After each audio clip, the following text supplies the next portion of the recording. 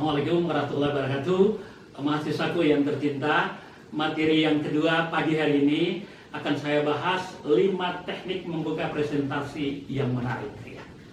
Anda catat baik-baik. Ya.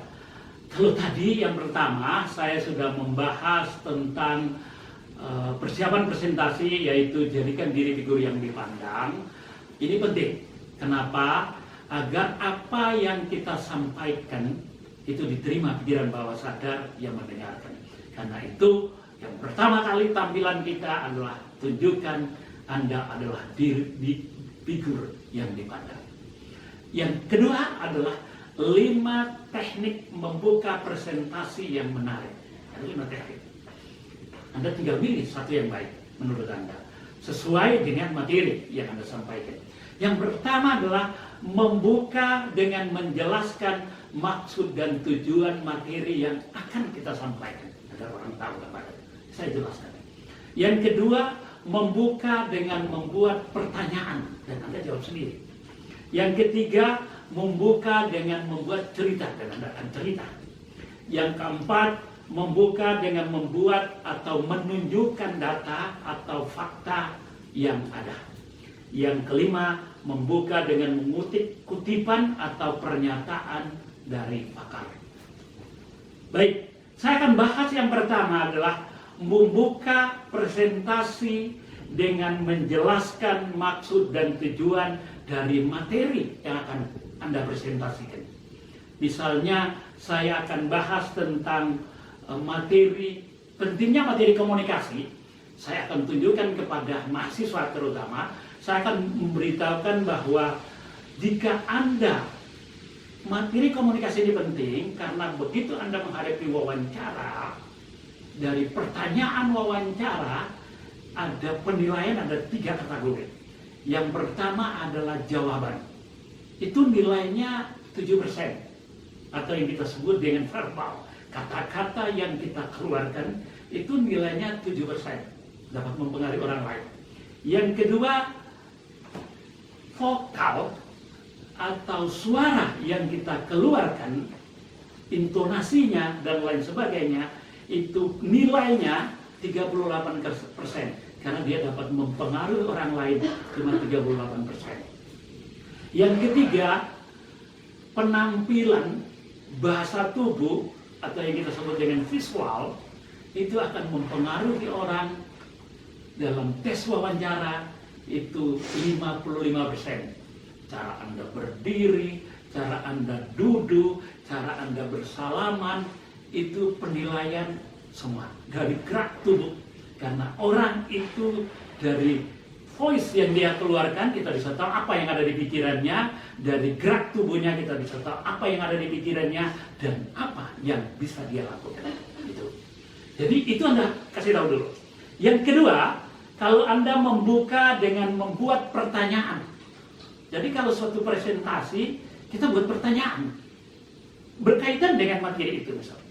Saya satu saat memberikan materi hypnoteaching di hadapan guru SMA dan guru SMP. Saya buat dulu pertanyaan. Saya tanya, Bapak Ibu, kenapa anak-anak didik kita kalau kita bicara dengar telinga kanan, keluar telinga kiri? Kenapa? Orang semua pada jawab. Saya bilang begini, karena kata-kata yang kita keluarkan tidak menembus pikiran bawah sadarnya. Tahu Bapak Ibu, saya bilang bahwa kata-kata yang kita keluarkan dia bisa menembus pikiran sadar itu cuma 12%. Tapi kata-kata itu akan mempengaruhi kita kalau dia nembus pikiran bawah sadar, dan itu 88% mempengaruhi orang. Rata-rata orang kalau berbicara jarang menggunakan teknik pendekatan masuk ke pikiran bawah sadar. Padahal itu 88% mempengaruhi kita. Nah, materi hypnoteaching ini sangat penting karena di sini akan dibahas yang namanya metode NLP, Neurologi Program. Bagaimana kata-kata yang kita ucapkan dapat menembus pikiran bawah sadar. Nah, Itu pertanyaan kita jawab, dan materi itu kalau kita bahas, orang akan tertarik. Oh, caranya bagaimana ya masuk pikiran besar? Dia akan memperhatikan. Yang kedua, membuka dengan membuat cerita supaya orang tertarik.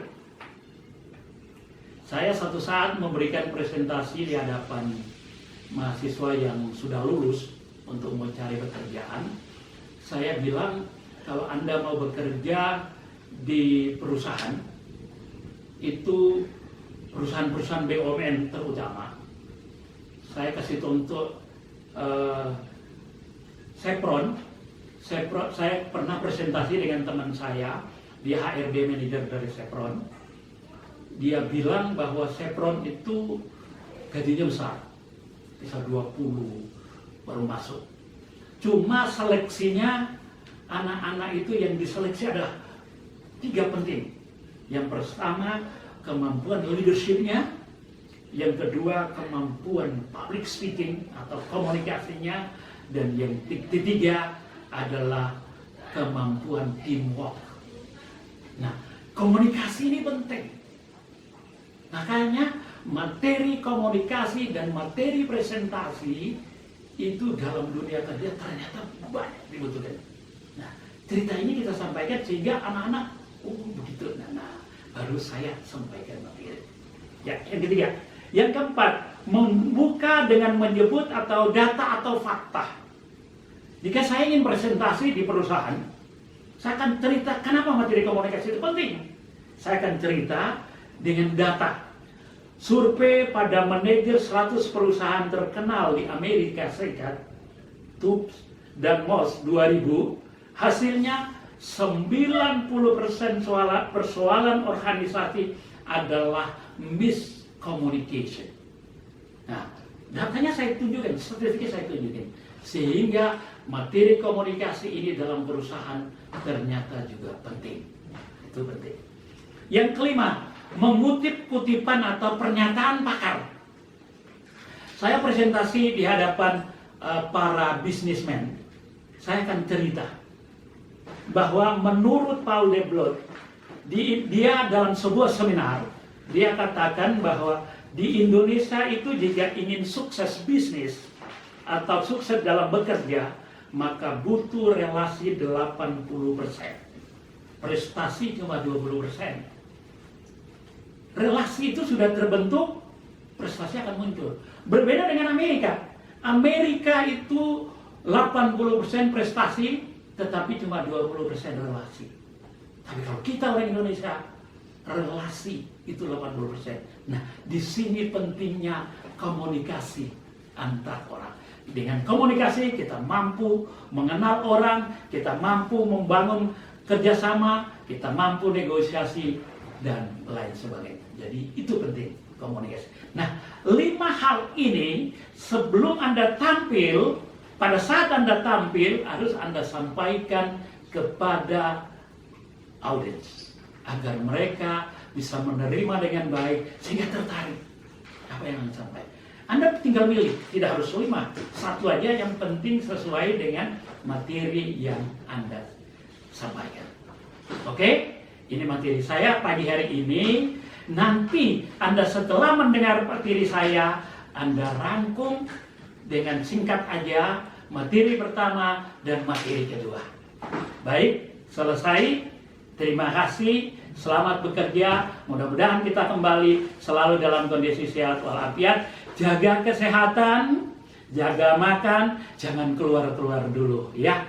Terima kasih. Billahi taufiq wal hidayah. Assalamualaikum warahmatullahi wabarakatuh.